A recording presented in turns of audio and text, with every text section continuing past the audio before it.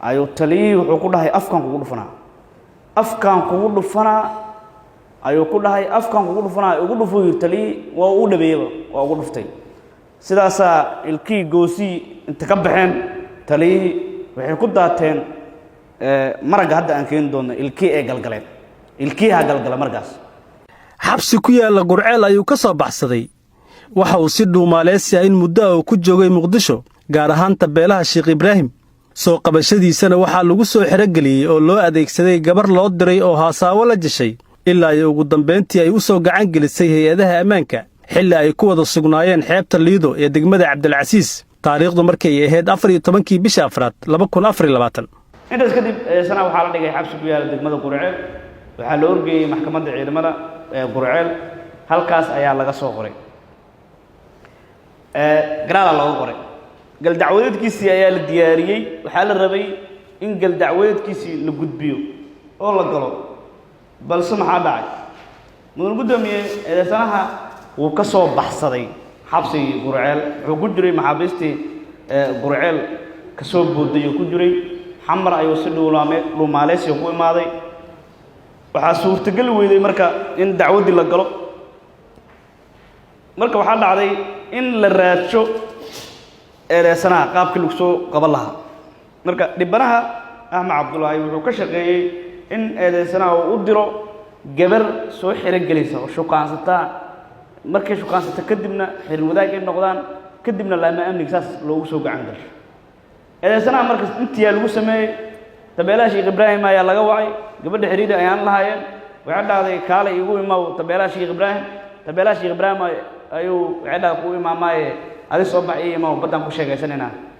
sidaas oo mooto bajaaj oo nin kale leeyahay saaxiibkiisu soo kireey maalintaas oo dhan ana ay shaqeeyo mooto bajaaj ku dhax mooto bajaajliya soo isla socdaan ay gabadhi soo maray gabadhi marka la soo maray sidii lagu soo qaaday meesha lagu sheekaystay ninkaan sheekada meel fiican u marayso wuxuu ka war helay asoo ciidan dhex taagan hal mar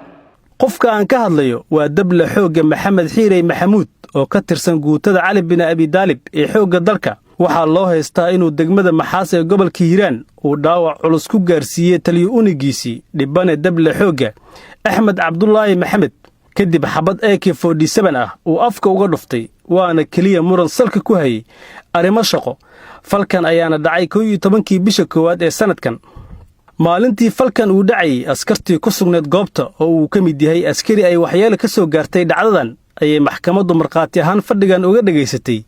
sida ay wax u dhaceen maalintaasi waxaan taliyoon ugu ahay gaari ay ka tirsanayeen eedeysanaha iyo labada askari oo hadda meesha joogto waxaan safar u aaday cadaan lixay oo tirakoob waday wargaadhiyaan tagnay oo ku sii harsanay waxaan tagnay cadday urur joogan tirakoob habeenkaas ku hoyanay subaxiyaan ka soo bilaabanay waxaan u gudubnay aadan yabaala habeenkii dambe ku hoyanay subaxii dambe aan ka baxnay waxaan tagnay Cali Axmed tirakoob isla maalmahaas marnay waxaan tagnay Moqokori habeenkaas ku hoyanay subaxiyaan ka baxnay waxaan tagnay urur maxaas joogan tirakoob marsiinay markii tirakoobkii la maray cabaar la joogay oo dadkii iska oo ciidanka aan dhamaynay ayaan geed iska fariisanay gaari inta geed dhiganay qadar ninkii Maxamed soo magaalada aadeen asaga iyo cilmi yar maqan hadda geedka anagoo fadhinay noo imaadeen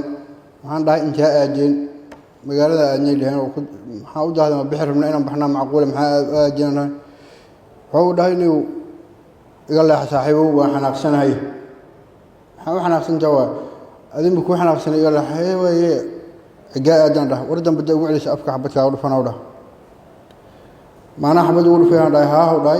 أفكار ولي بكاود فاوده ها ده دم يقول شيء حبت إسقف سيرة دعم أنا أفكار الجوال هذا والله أفكار حبتك هاجلنا هو يجلي هو يجلي بركيران أمان كون كان ريشة ده وقتي سجل ريشة ده هاي أمان كان فرا قار حبت كتير تدي مر رشدة أيضا هاي أمان كلا فرنا حبت ويدعي حبت مر كان كل عضي لفيه يلوح يلا أنا يقالي أو فرق عم بيجي لا أنت بيجي مركز اللوحية دعوني كي على العرّي تكتب baaraha kiiskan uga wakiilka ah hay'adda dambi baarista booliska Soomaaliyeed ee CID ayaa maxkamadda la wadaagay natiijo baariseed la xidhiira kiiskan. ku-xigeenka xeerraaliyaha guud ee ciidamada qalabka sida Cabdicasiis Cismaan Faarax ayaa maxkamadda ka codsaday in eedeysanahan lagu xukumo ciqaabta sharci ee uu mudan yahay iyo bixinta magta dhaawaca ee dhibana dable xoogga Axmed Cabdulaahi. maadaama faahfaahinta kiiskan aan faahfaahinay oo u dhacay qaab xushnimo ah oo foolxun oo ah askari ka tirsan ciidanka xoogga waliba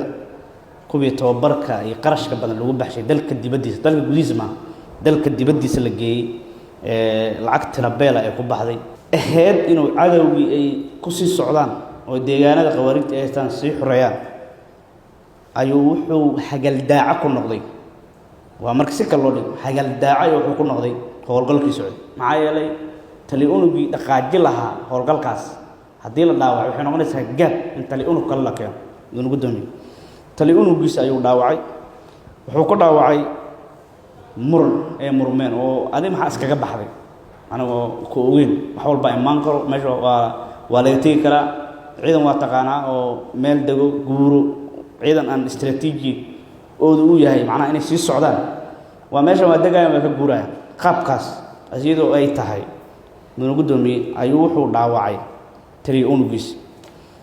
muranka uu ku dhaawacana waxaa waaye maxaa u maqnaa markuu dhaawacay kadib mudane gudoomiye maxaa dhacay mudane gudoomiye in degmada maxaas ayuu ku dhaawacay degmada Gurceel in la geeyo maxkamadda ciidamada qalabka sida qaybteeda Gurceel in ay qiraal iyo lagu qoro oo horgeyn loo sameeyo garsoor la horgeeyo qaybtaas ka howlgalo ayadoo galgi dacwadeedka loo diyaarinayo in la galo ayaa mudane gudoomiye waxaa dhacday inuu xabsiga ka soo baxsado sheekada yaab kale waxaa waaye markuu xabsiga ka soo baxsaday waxaa dhacday inuu xamar imaado xamar markuu imaadana kadib waxaa dhacday in la raasho qaabka lagu raadin karo waxaa lagu raashay in lagu soo xirogeliyo gabar uu shukaansanayay la dhahay gabadhaas ninkaas inaan noo soo xirgelisaa rabnaa saasoo uu ii geystay uu ku taliyey gabadhii ayuu diray gabadhii ayaa shukaansatay taatikada ciidamada ka mid maahan in si kastay aad u tahay askari inaad aaminto qof dumar maxaa yeelay qofka dumarka haddii shabaabtaa ka waran haddii ilaahay amarkiisa waxay naqatabo taliyihiisa ayaa raasanaya lacala haddii shabaab raasanayan ka waran waa dhibaato kale ahale mudane gudoomiye oo qawaariintii ay raasanayaan mar waxaa dhacda marka in la shukaansado ninkan shukaansiga wuxuu keenay inuu tabeelaha Sheekh Ibraahim ka soo wado masaafada leedo ilaa tabeelaha Sheekh Ibraahim waa dareemi kartaa mudane gudoomiye tabeelaha Sheekh Ibraahim safar noo soo galo bajaaj dhan uu soo kireysto dhaho maantaas oo dhan ay kireysan tahay imaado markuu maraya degmada Cabdicasiisna fariin hoos looga diray taliyay la dhahay ninku waa ku wadahay ku aaw ninkii oo baraf ka qabow ayaa meesha lagu qabtay mudane gudoomiye marka qaabkaas ayuu ku soo xiragalkiisa qaabkaas waa marka eedeysanaha waa qiraal lambarka koowaad lambarka labaadna marqaatiyaal ayaan keenay dhaawacaas inuu geystay dhaawaca uu geystay waa dhaawac culus waa dhaawac foolxun waa dhaawac taliya loo geystay taliyaha marka oo ciidamada amraayo amarkaas asna taliya kala baxsho haddii marka taliyahan la dilo taliya kalba badbaada maya taliya kasiiga marbada maya taliya ciidanka xoog badbaada maya kala sareynta ciidamada waxa waaye waa in amar la kala qaataa haddii amar uu baxsho taliya oo afka lagu dhufto maanta tan iyo mid ka sii foolxun ayaa dhalanayso waana foolxumo kiis aad u foolxun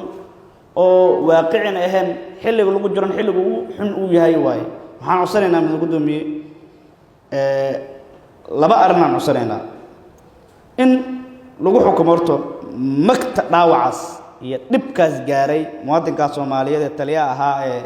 ciidankiisa hogaaminaya lambar labo in laga jaaseeyo maxaa yeelay wuxuu dhaawacay qof sahlan ma in laga jaaseeyo ay maxkamaddu ku xukunto xabsi adag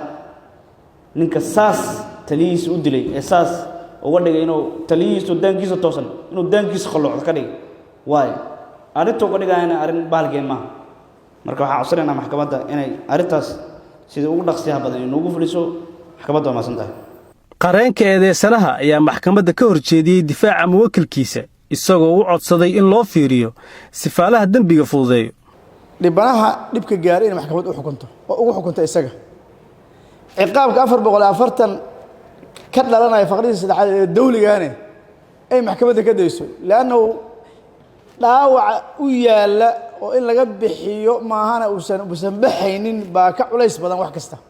marka maadaama dhaawac culus u yaalo oo dhaawacan ninkan la daaweeyo la soo la xaqsiyo la raali geliyo marka kadib uu bixi karaya marka ciqaabta ka dhalanaysa maadaama ciqaab culus ay tahay waxa maxkamadda ka codsanaysa si waasa qodobka 4aad faqradiisa koowaad xarafka ga inay maxkamaddu u fiiriso sifaalaha dambiga fududeeyo oo ay ka dayso